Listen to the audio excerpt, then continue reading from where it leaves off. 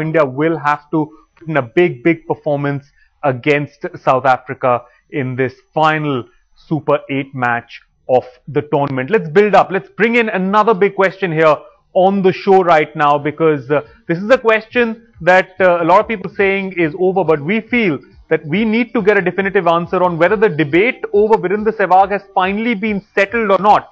Because Saurav Ganguly, as far as the last match against Pakistan was concerned, yes, he got amongst the runs, he was back in the playing 11, he got amongst the runs, but some people saying he should have gone on and batted much longer. He again got in, threw his wicket away.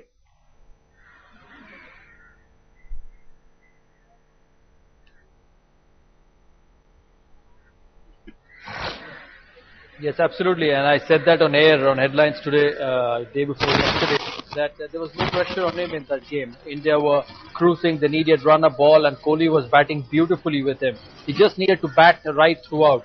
You know, Virender Sehwag has had this ability of scoring big hundreds. He's got a triple hundred in test matches, double hundreds in one-day cricket, so he scores big.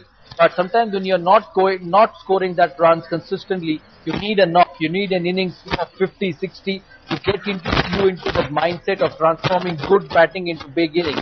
And I think that would have helped him the night against Pakistan. But that's fast. The good thing about India is hitting the ball well, and hopefully he turns it on for India tonight against South Africa. Shorbhai, you've been defending Virender Sehwag very staunchly here on headlines today, ever since you've joined us in the studio, you know. But the fact that he hasn't consistently scored big runs for India of late over the last year or so, do you feel this debate is settled? Do you feel that there's still talk and you know, the team management needs to take it up with Sehwag, tell him about the consistency and how important he is to this Indian playing 11? Well, sometime you need to be told off. Sometime you need to be told that you're not good enough to be, in order to be really good enough to come in a side. I think Virender Sehwag it's very unpredictable. He can be very furious. He can be very ruthless at the day.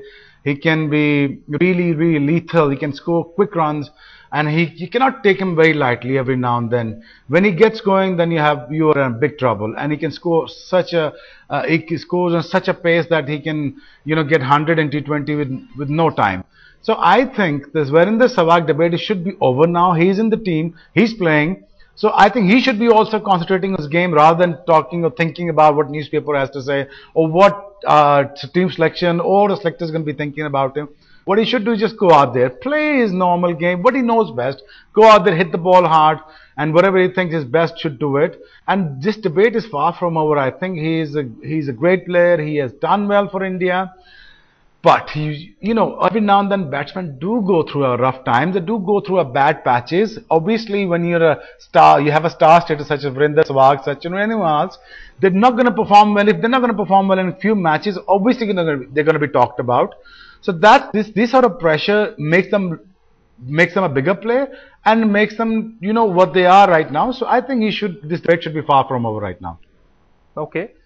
Kapil Paji, as far as this particular match is concerned, do you think Virender Sehwag and his return to the playing 11, do you think that can have an impact on some of the other players as well? Because here's one man who over the last year, since India won the World Cup in 2011 against Sri Lanka in Mumbai, has only scored one notable innings, and that of course is a double hundred against the West Indies in one-day cricket. Apart from that, all his scores have been fairly average, his performances have been fairly average. Do you think that can have an impact on the others in the side as well?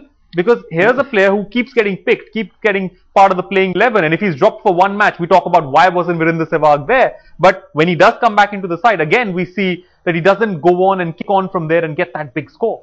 I think it's you give confidence to the captain. Captain is the final call. I mean, he got runs very good 20-30. He's not changing. I agree with Saurav Ganguly. I think when you're playing well, you don't get out on 20-30s. I think you have to make a bigger total. When your caliber is as big as that, what Saurav said, 300 in Test cricket, 200 in one-day cricket, and your strike rate is so good, you can, you know, really run through any bowling lineup.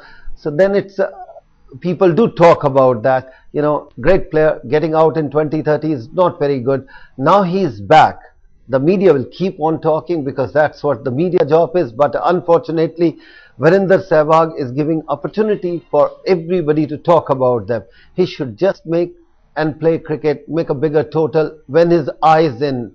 When he already played 15, 20 ball, after that, if he got out the way he got out in last match, I would like to criticize him. But I think he's such a ruthless cricketer, which Shoaib said that, you know, you can't make him sit out. And when you're talking about him, then I like to talk about Rohit Sharma. If you can keep a Rohit Sharma in for 10 matches and he got only 2, twice he got runs. We know how good Rohit Sharma is, no doubt about that. Then he shouldn't be there if we are talking about Virender Sehwag.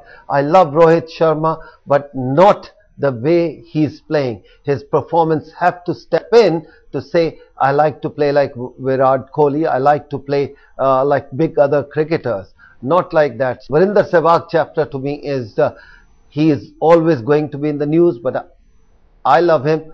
I will go miles to watch his batting. Unfortunately, he disappoints us more often than he makes us happy.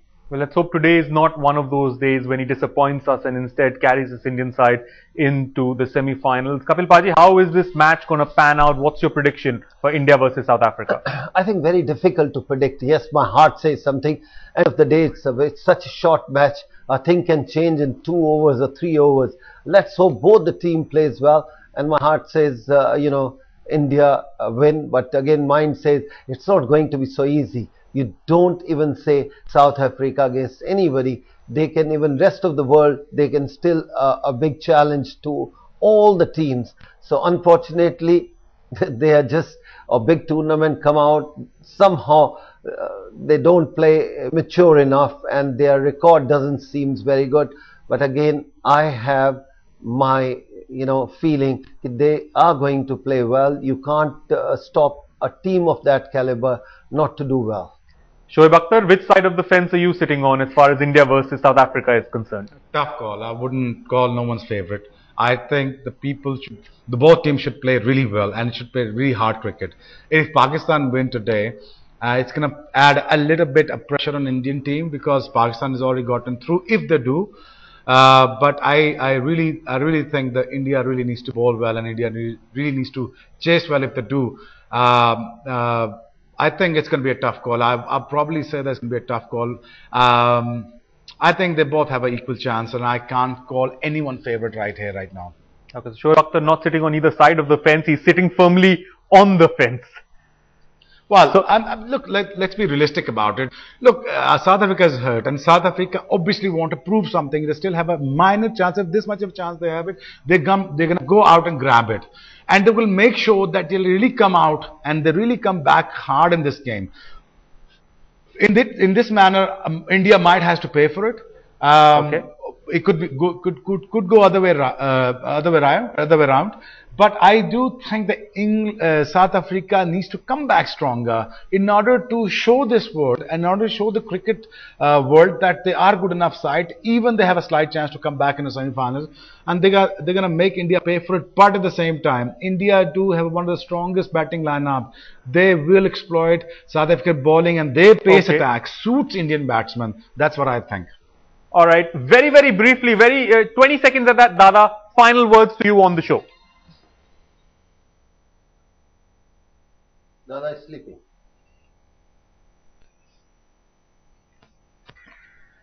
If they well, they will win this game. All right, Dada. I just like to make one addition here. I want to say something. I think, let me look at an Indian team. You win the match. If you are out of the tournament, I still love you because that's the way it is. If other teams come out with a better track record and better combination, I can understand that. If you lose the match not playing well, then all the criticism will be there. If you win the match, if you don't qualify for the semi-final, I still love you. All right. On that note, gentlemen, many thanks for joining me here on Headlines Today. We'll be back with a review show as well right here on Headlines Today.